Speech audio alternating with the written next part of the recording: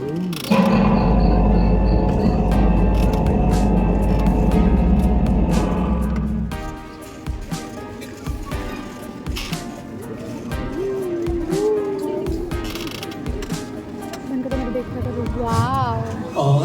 अब हम पाते हैं सुंदर आकाश, जहाँ बहुत सारे तारे और सुंदर सी हमारी आकाश गंगा। Hello everyone, welcome back to our world. तो आज के इस वीडियो में हम जाने वाले हैं नेहरू प्लानिटेरियम, और इसका नियरेस्ट जो रेलवे स्टेशन है वो है लोअर परेल। तो हम आ चुके हैं लोअर परेल में, और यहाँ से 10 मिनट की डिस्टेंस पर है Nehru planetarium. So let's get started.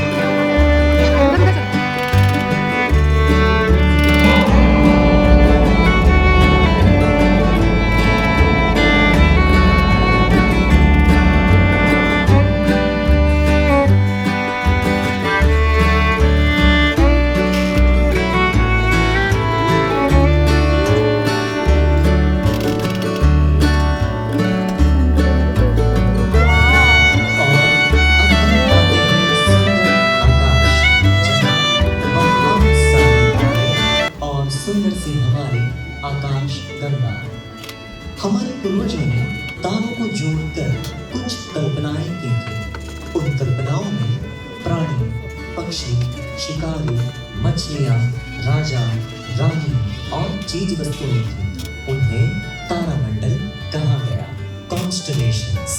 जिस प्रकार यहाँ वृश्चिक तारामंडल दर्शाया है, स्कॉर्पियस, और दूसरे भाग में है सप्तर्षि। सप्तर्षि के 7 तारों के नाम प्राचीन भारत के 7 ऋषियों के नाम से हैं। वे हैं क्रतु, पुलह, पुलस्त्य, अत्रि, अंगिरस, वशिष्ठ और मरीचि।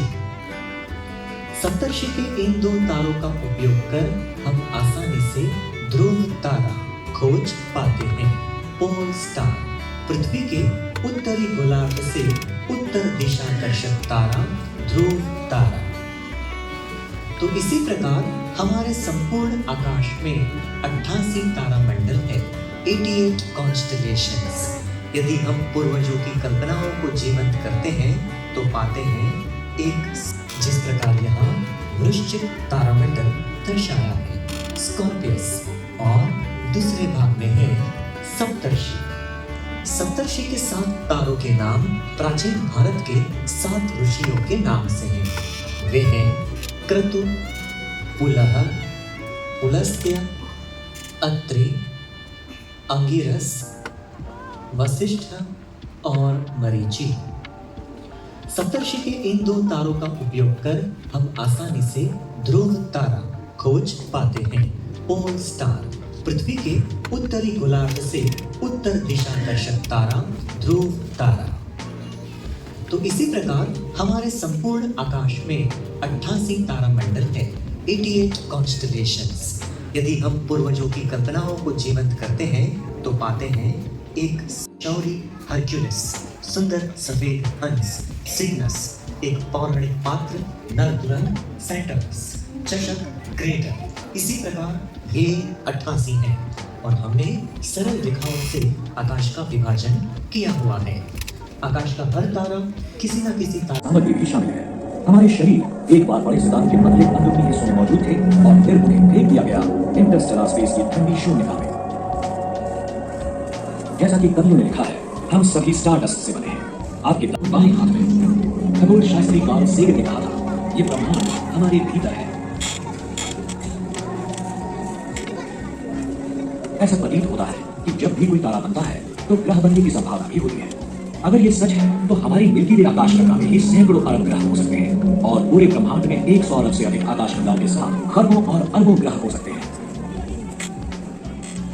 यहाँ तक कि हमारे करीब बसे 50 सितारों में से एस्ट्रोनॉमर्स को कुछ ऐसे सबूत मिले हैं जो उन ग्रहों में से 3 एप्सिलॉन एरिडानी, ताउ सिटी और बर्नहार्ड स्टार के पास उनके चक्कर लगाने वाले ग्रह हैं। परिक्रमा करने वाले हबल स्पेस टेलीस्कोप ने एक तारे के आसपास किसी ग्रह की पहली दृश्य प्रकाश छवि उतारी और गहरे अंतरिक्ष में भी ग्रहों का पता लगाया है।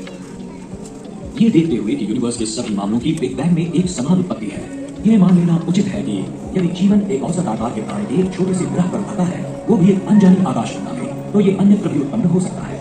हो सकता है कि पूरा ब्रह्मांड जीवन के साथ खिलवाड़ कर रहा। हमारे सूर्य से पहले लाखों तारे बन चुके थे जो कि बुद्धिमान होने की संभावना व्यक्त कर रहे थे। पृथ्वी के अस्तित्व में आने से बहुत पहले ही प्राणी अपनी आकाशगंगा में विकसित हो सकते थे।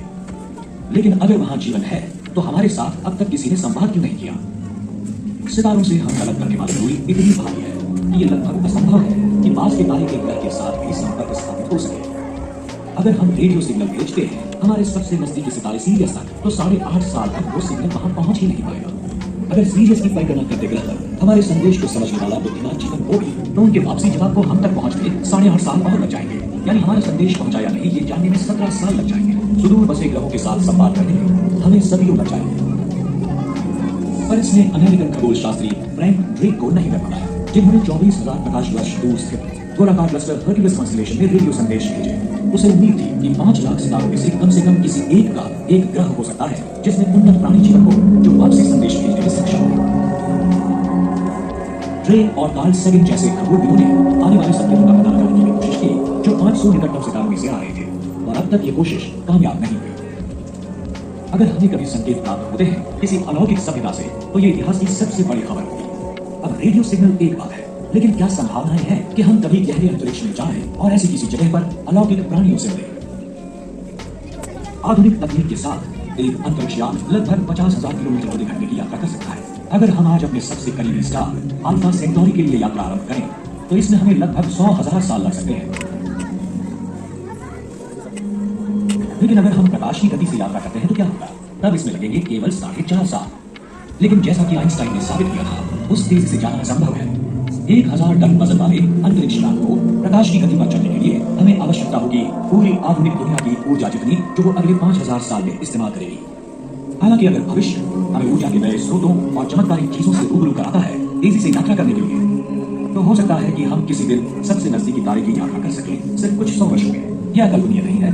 कौन कल्पना कर सकता था जब राइट बंधुओं ने पहली उड़ान भरी कि हम 80 से कम वर्षों में ही एक रीयूजेबल स्पेस शटल का निर्माण करेंगे? आइए भविष्य में देखें एक ऐतिहासिक घटना के बारे में जो थोड़ी देरी से हुई थी। हमारा उपग्रह सौर ऊर्जा स्टेशन आज सुबह एक उल्कापिंड से टकरा गया था। माइक्रोवेव ट्रांसमीटर डैमेज हो गया था और हमारा रिपेयर स्टाफ वहां टेक्नीशियंस के साथ पहुंच गया है और उम्मीद है ट्रांसमीटर कुछ ही घंटों में चालू हो जाएगा। ऊर्जा मंत्री इस दुर्घटना के कारण बिजली में हुई कटौती के लिए खेद व्यक्त करते हैं। ऐसी देरी मामूली है और एक जबरदस्त अंतरिक्ष मिशन के लिए तैयारी जारी है। द इंडियन स्पेसपोर्ट 1000 टन की स्टारशिप चंद्रगुप्त को लॉन्च कर रहा है, जिसका नाम एक प्राचीन भारतीय सम्राट के नाम से रखा गया है। इसका लक्ष्य है पृथ्वी से परे एक सभ्यता के साथ पहला सीधा संपर्क बनाना। एक ऐसी यात्रा जो 100 अरब किलोमीटर की दूरी तय करेगी। इसका ऐतिहासिक प्रसारण दुनिया भर में देखा जाएगा। स्पेसपोर्ट से परे लाखों लोग अद्वितीय अंतरिक्ष यान की एक झलक देखने के लिए इकट्ठे हुए हैं, जो एक बाहरी सभ्यता के लिए अपनी पहली यात्रा पर निकल पड़ेगा। चंद्रगुप्त की यात्रा होगी 600 साल। गंतव्य स्टार एप्सिलॉन एरिडानी है, जहां से चारों ओर रेडियो दूरबीन है जो दुनिया भर से निरंतर रेडियो सिग्नल प्राप्त कर रही है। सभी एस्ट्रोनॉट्स 123 पुरुष और महिलाएं अंतरिक्ष यान में प्रवेश कर चुके हैं और इसे सील कर दिया गया है। दुनिया ने उन नायकों के चालक दल को विदाई दी जो बिना किसी वापसी की यात्रा शुरू करने की हिम्मत रखते हैं। वर्तमान एस्ट्रोनॉट्स अपना सारा जीवन अंतरिक्ष यान में बिताएंगे, जैसा कि उनके बच्चे और उनके पोते इत्यादि करेंगे। सदियों की यात्रा और कई पीढ़ियों के बाद ये मिशन आज के दल के दूर के वंशजों द्वारा पूरा किया जाएगा। 10, 9, 8, 7, 6, 5, 4, 3, 2, 1, take off!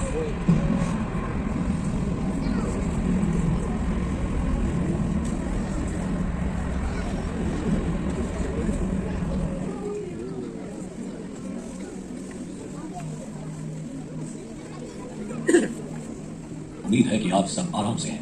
वो एक पहुंची थी और अब हम कुछ मनभावन नजारे देखने वाले हैं। हाईवे क्रूजिंग स्पीड पर हम पहले से ही वीनस पर पहुंच चुके हैं। जुपिटर पार करते ही नाश्ता परोसा जाएगा। हम आपको एक रेगिस्तानी ग्रह का अच्छा दृश्य दिखाने जा रहे हैं। हमारे अनुमान के मुताबिक वीनस की सतह पर तापमान 860 डिग्री फ़ारेनहाइट है। किसी भी तरह चीज का वाष्पीकरण करने के लिए पर्याप्त है, यहाँ तक कि सीसा भी पिघल जाए। बादल सल्फ्यूरिक एसिड से बने होते हैं। जब वीनस पर बारिश होती है, सतह इतनी गर्म होती है कि उससे टकराने से पहले ही बूंदों का वाष्पीकरण हो जाता है। आगे है लाल ग्रह मार्स। ये भी एक रेगिस्तानी ग्रह है, लेकिन मार्स वीनस की तरह उबलता गर्म नहीं है। इस वक्त इसका तापमान 70 डिग्री है, लेकिन आज रात तक ये 0 से नीचे 100 डिग्री हो जाएगा। आप एक मार्टियन छुट्टी पर पृथ्वी से आए पर्यटकों से भरा एक लोकप्रिय रिसॉर्ट देख सकते हैं। ये शायद बारबडोस ना हो, लेकिन ये दृश्य अतुल्य है। अब हम जुपिटर के ग्रेविटेशनल फोर्स को महसूस कर रहे हैं और जैसा कि आप खिड़कियों से देख सकते हैं, ये विशाल ग्रह घने बादलों की परतों के नीचे छिपा हुआ है, जिसमें ज्यादातर अमोनिया और सल्फर है। ये ऑरेंज स्पॉट एक हरिकेन जैसा तूफान है जो कम से कम 300 वर्षों से उग्र है। ये तूफान इतना विशाल है कि 3 पृथ्वी इसके अंदर समा सकती है।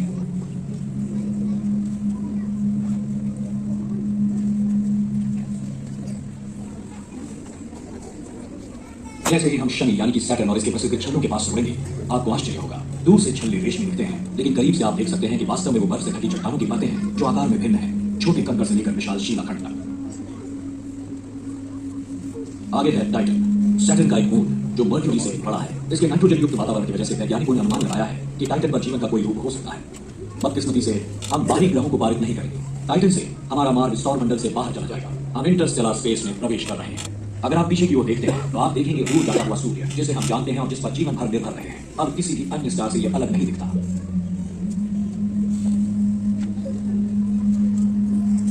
इंटरस्टेलर स्पेस के घूटिया पर सुंदर अपारशून्य अवकाश में दिन मानो उड़ने लगते हैं और जल्द ही यह चालक दल अवकाश में अपनी पहली सालगिरह मना रहा है।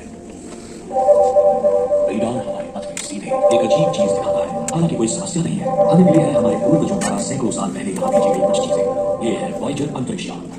इसकी सामग्री में पृथ्वी से ध्वनियों से भरा एक डिस्क है। बैक और चक बेरी से लेकर वैदिक भजनों तक सब कुछ। अगर वॉयेजर एलियंस के हाथों लग जाए तो ये उम्मीद थी कि संगीत शायद यूनिवर्सल लैंग्वेज के तौर पर काम आए।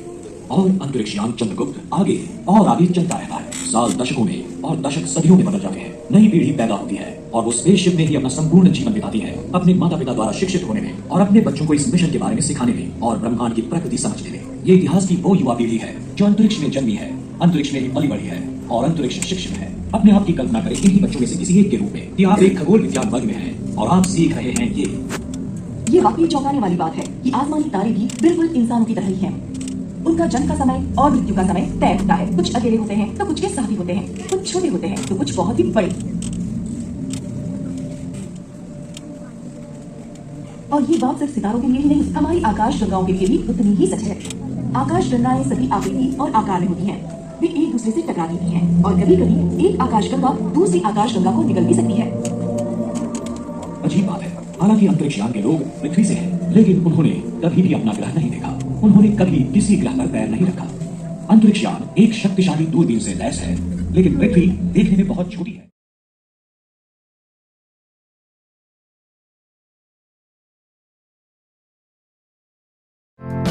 नेहरू सेंटर में आपको ground floor and first floor पे जाना अलाउड है, जहाँ पे ग्राउंड फ्लोर पे आपको बहुत सारे आर्ट एग्जीबिशंस दिखेंगे। साथ ही में यहाँ रखा है एक शिप और यहाँ फर्स्ट फ्लोर पे एक हिस्टोरिक म्यूजियम है जहाँ पे फोटोग्राफी अलाउड नहीं है बट है बहुत अमेजिंग। सो मैं रेकमेंड करूँगी आप यहाँ पे आके ही वो चेक कीजिए।